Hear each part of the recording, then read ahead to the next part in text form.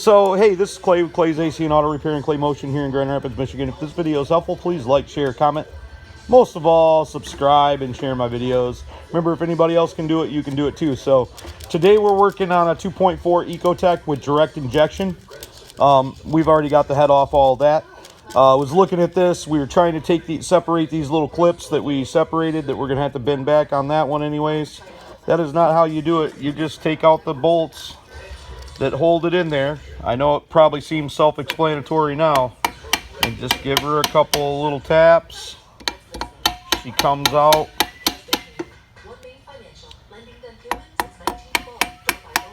Be gentle with it because you don't want to break it. And there was something that right there goes around the bolt set. Make sure you don't lose them. And then they go inside there. Jeff put that right back down inside there. And that one. And that one inside there. So, hopefully that was helpful. Like, share, subscribe. Don't be the next to them, be the first to you. Have a great day.